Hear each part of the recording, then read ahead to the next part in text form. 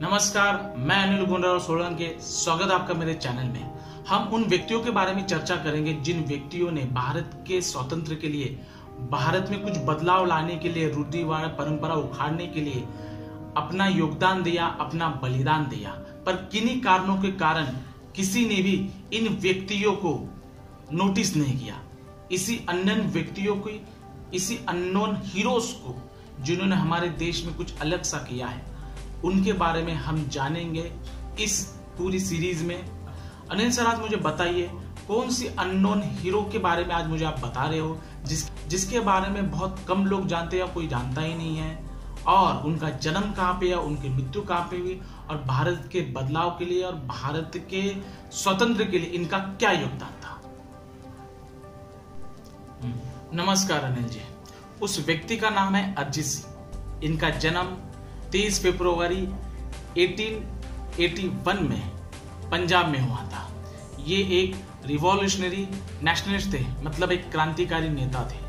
अगर आपको पता नहीं होगा तो मैं आपको बताता हूँ कि 1906 में, मतलब 1906 में पंजाब में कॉनिकल एक्ट ब्रिटिश द्वारा लगाया गया था। उसके तहत कोई भी जमीन ब्रिटिश डेवलपमेंट के लिए अधिग्रहण कर सकती है, ऐसा लॉ जो किसान के विरोध में था वो लॉ लाया था।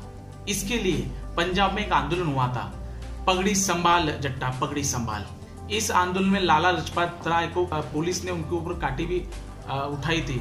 तो इस आंदोलन का जो मेन प्रमुख नेता लोग थे उसमें से एक थे सरदार अजित सिंह जी। इनको भी लाला लाजपत राय की तरह ही 1906 में मालदीव में भेजा गया था और उनको सजा दी गई थी। इनको 12 से 13 भाषाओं का ज्ञान था। गदर मूवमेंट जो संगठन थी, जो भारत के बाहर रहने वाले लोग थे जिन्होंने भारत में ब्रिटिश को निकालने के लिए क्रांतिकारी संगठन का स्थापन किया था, उनको किसी भी हाल में मदद ये करते थे। इतना ही नहीं, सुभाष चंद्र बोस जिन्होंने आजाद हिंद सेना की स्थापना की थी, उनको, मुसोलिनी को, इटली के बादशाह को और हिटलर को, जर्मनी के हुकुम शाह को, इन दोनों को मिलाने के लिए जो मदद की थी वो अजित सिंह सर ने ही की थी। और इनके बारे में बताना चाहता हूँ। इन्होंने एक क्रांतिकारी नेता का ऐसा उदाहरण रखा, श्री लोकमान्य तिलक साहब जी ने इनके बारे में कहा कि ये देश के पहले राष्ट्रपिता होने के लायक थे, और उस टाइम उनकी उम्र थी 25 साल। सरदार अजित सिंह की मृत्यु के बारे में मैं क्या कहूँ। 15 अगस्त 1947 में जिस दिन भारत को आजादी मिली थी, उस दिन इनकी मृत्यु हुई, और इन्होंने कहा था, ये भगवान, मेरा सपना पूरा हो गया, इसके लिए मेरा धन्यवाद। एक क्रांतिकारी संगठन, एक क्रांतिकारी विचारों के बड़े नेता। और एक इंटरेस्टिंग फैक्ट आपको मैं बताना चाहता हूँ इनके बारे में। ये भगत सिंह जो एक क्रांतिकारी नेता थे, इनके चाचा थे।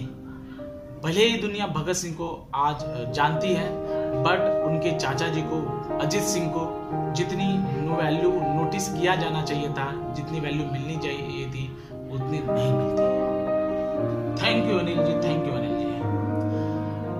अगर वीडियो आपको अच्छा लगे तो लाइक कीजिए, शेयर कीजिए और मेरे चैनल को सब्सक्राइब कीजिए। मैं इसी तरह ही नेक्स्ट वीडियो में किसी अननोन हीरो के साथ चला आऊंगा आपके लिए। तब तक के लिए जय हिंद, ख्याल रखना।